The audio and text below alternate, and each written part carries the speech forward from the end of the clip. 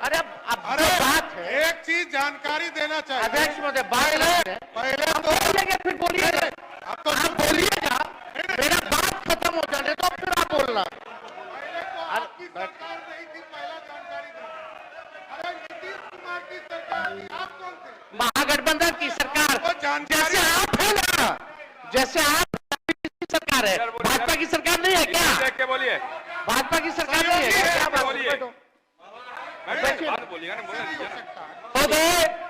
बिना आधार और प्रमाणिकता के किसी भी पार्टी के बारे में इस तरह का बयान देना अधिकारी के पद पर बैठे संविधान के जिम्मे शोभा नहीं देता है।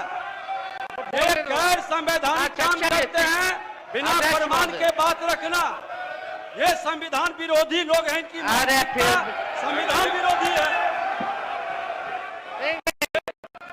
अध्यक्ष संविधान विरोधी लोग संवैधानिक संस्था का अपमान कर रहे हैं। फिर बोलिएगा जो बहालियां हो रही है, जो आरक्षित वर्ग है, उसको नुकसान हो रहा है कि नहीं हो रहा? 16% हो रहा है ना। यह गंभीर मसला है महोदय। पिछड़ों का, अति पिछड़ों का, दलितों का, आदिवासियों का, जो भी आरक्षित वर्ग है, उनका भारी नुकसान हो रहा है। मेरा यही कहना है, अगर सरकार, और देश में ये पहली ऐसी सरकार थी 17 महीनों की जहां जाति आधारित गणना भी हुई और 65% आरक्षण की भी सीमा की गई। पहली बार इतना बड़ा निर्णय हम लोगों ने लिया, उस निर्णय को लागू कराने में क्यों फेल रहे? अब महोदय 2 पॉइंट हम खाली रखना चाहते हैं कि 23 में ये लागू हुआ, 23 में ये लागू हुआ। सुन लीजिए, आप भी बोले विषयों की वो जगह महोदय उस जगह पर नेता प्रतिपक्ष के रूप में हम बैठते थे, यही व्यक्ति बोलने नहीं देते थे। आज खुल करके यही अंतर है। आज नेता प्रतिपक्ष के रूप में इस पर डिबेट कर रहे थे, आप माइक बंद कर दिया। अध्यक्ष महोदय 2 पॉइंट करा रहे हैं, आपको अवगत करा। हम लोग हर तरीके से सदन चलाना चाहते हैं, आप भी डिस्टर्ब कर रहे हैं। 2 पॉइंट कि ये 11-23 में, चौधरी जी 11-23 में, 9-11-23 को ये लागू हुआ। निरस्त जो हाई कोर्ट से 20-6-24 में हुआ। हम लोगों की मांग थी कि इसको शेड्यूल 9 में डाल दिया जाए। अगर आप लोग आरक्षण के पक्ष में थे केंद्र सरकार, तो इसको शेड्यूल 9 में क्यों नहीं डाला गया? पहला प्रश्न। दूसरा महोदय कि अभी भी हम लोग इंतजार कर रहे हैं, अभी भी माननीय मुख्यमंत्री जी को मेरे तरफ से रिक्वेस्ट कर दीजिएगा चौधरी जी, और दोनों चौधरी जी कर दे तो ज्यादा भार पड़ जाएगा। तो अगर कर देंगे तो कम से कम ये कह दीजिए, अभी स्टडी नहीं हुआ है, यही ना कोर्ट कहा, तो स्टडी तो ईडब्ल्यूएस का भी नहीं हुआ था जो 10% मिला, उसका कौन सा आधार था? ये तो हम लोगों ने कास्ट बेस्ड सर्वे करा के आरक्षण दिया। अभी हम लोगों की यही मांग है कि सरकार अगर इच्छुक है, आप दोनों बलवान लोग बैठे हैं, दोनों 2 डिप्टी सीएम हैं, पहले हम अकेले थे तब हुआ था, अब तो 2 है। तो महोदय यही हमारा मांग है, खाली मांग सुन लिया जाए कि स्टडी के लिए एक असेंबली की कमेटी बना दीजिए, एक असेंबली की कमेटी बना दीजिए जो स्टडी कर ले। और अरे सुन लीजिए ना, क्या व्यवहार है, डिप्टी सीएम है, डिप्टी सीएम जैसा नहीं बोलने का मौका देते थे, नहीं सभा देता था।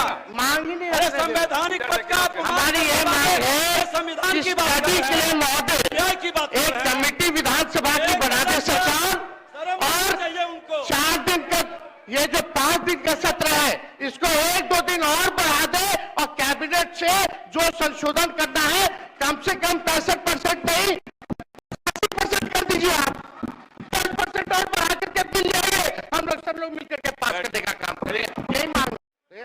हम लोगों ने मंत्री जी की बात को सुना अच्छे से, आप जिसको श्रेय देना है दे दीजिए। हमको खाली चिंता है आरक्षित वर्गों को जो नौकरी में हिस्सेदारी मिलनी थी वो मिले।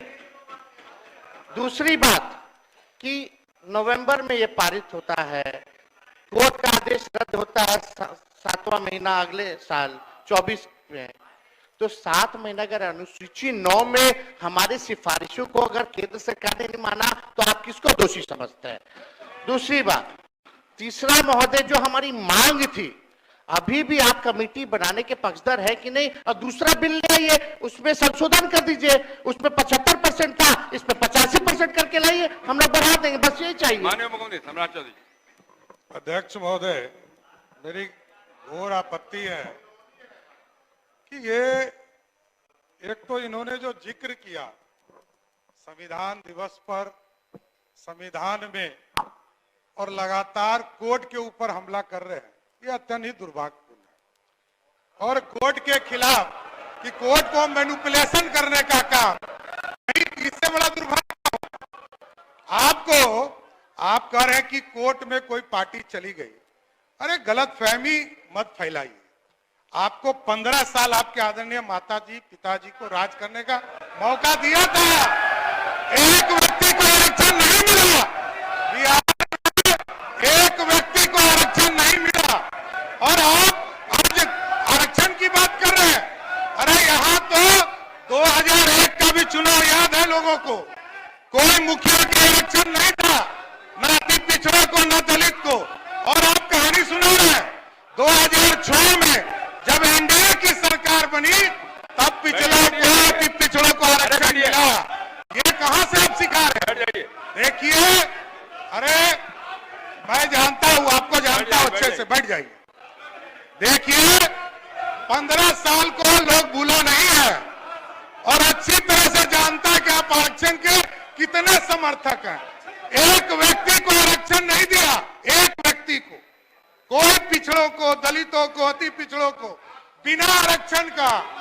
और किसी भी हालत में, किसी भी हालत में सब लोग देखिए 2000 तो आज की जो आरक्षण की व्यवस्था है, इसमें स्पष्ट तौर पर है कि इस देश में कोई बिना आरक्षण का नहीं है।